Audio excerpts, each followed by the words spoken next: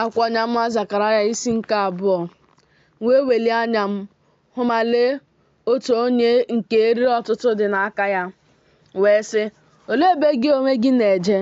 Ọ sị m, "Ịtụ Jerusalem, ịhụ ka obosara ya aha na ka ogologo ya aha."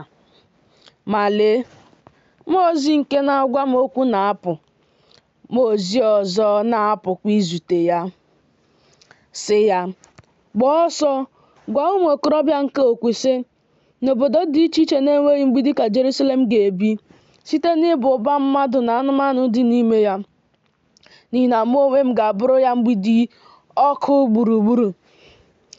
Ọ bụ ihe si n'ọnụ Jehova pụta.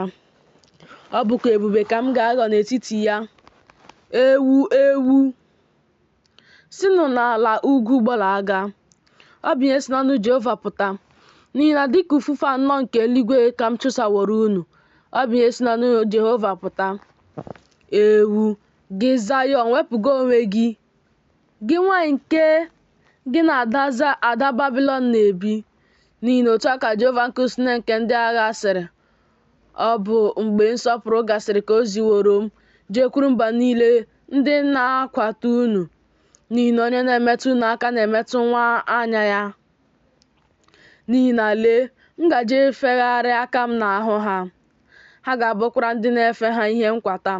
Unu ewee mara na Jehova nke usu nke ndị agha ezitewo m. Tie mkpu ọṅụ, ṅụrịa gị ada Zayọn. N'ihi na lee, mụ na-abịa, m ga-ebikwa n'etiti gị. Ọ bụ ihe si n'ọnụ Jehova pụta. Ọtụtụ mba ga-arapụrụ akwa na Jehova n'ụbọchị ahụ, ghọọkwara m otu ndị. M ga-ebikwa n'etiti gị, wee mara na Jehova nke usu nke ndị agha eziwo m ịbịakwute gị. Jehova ga-eketakwa Juda na oke ya n'elu ala nsọ a, họpụtakwa Jerusalem ọzọ. Deredu unu anụ ahụ niile n'ihu Jehova, n'ihi na o siwo n'ebe obibi ya dị nsọ teta. Isi nke 3. O wee mee ka m hụ Joshua bụ onyeisi nchụaja ka ọ na-eguzo n'ihu mmụọ ozi nke Jehova na Setan, ka ọ na-eguzo n'aka nri ya imegide ya. Jehova wee sị Setan, Jehova gbasiere gị mba ike, Setan. Jehova nke họpụtaworo Jerusalem gbasiere gị mba ike. Onye a ọ bụghị oloko ọkụ a họpụtara n'ọkụ? Ma Joshua na-eyi uwe rusiri n'inyi, guzo n'ihu mmụọ ozi ahụ. O wee zaa, gwa ndị na-eguzo n'ihu ya okwu sị, "Chizuga uwe rusiri unyi n'ahụ ya."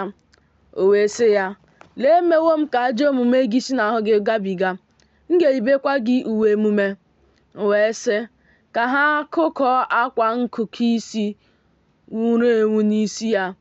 Ha wee kaa akwa nkechi isi nwụrụ enwu n'isi ya, yibe ya uwe. Mmụọ ozi Jehova na-eguzokwa n'ebe ahụ. Mmụọ ozi nke Jehova wee gbara Joshua ama nke ukwuu sị, "Otu a ka Jehova nke usu nke ndị agha sịrị, ọ bụrụ na ije ije n'ụzọ m niile, ọ bụrụkwa na idebe ihe ndebe m, ọ ga-abụkwa na gị onwe gị ga-ekpe ụlọ m ikpe. Ọzọ, ị ga-edebekwa ogige m niile. M ga-enyekwa gị ebe njegharị dị iche iche n'etiti ndị a na-eguzo n'ebe a. Biko nụrụ gị Joshua bụ onye isi nchụaja, gị onwe gị na ndị ibe gị ndị na-anọdụ ala n'ihu gị, n'ihi na ndị bụ ihe ebube ka ha bụ. N'ihi na lee, m gaje ime ka ohu mbụ ihe ọpụpụ ahụ pụta ìhè. N'ihi na lee, nkume ahụ nke m tinyeworo n'ihu Joshua, n'elu otu nkume ka anya asaa dị. Lee, m ga-egbugbu ya. Ọ bụ ihe si n'ọnụ Jehova pụta. M ga-ebupụkwa ajọ omume ala ahụ n'otu ụbọchị. N'ụbọchị ahụ, ọ bụ ihe si n'ọnụ Jehova pụta. Ọ bụ ihe si n'ọnụ Jehova nke usu nke ndị agha pụta, ka unu ga-akpọkọbata onye ọbụla ọ kpọbatara mmadụ ibe ya n'okpuru osisi vaịn na n'okpuru osisi fig.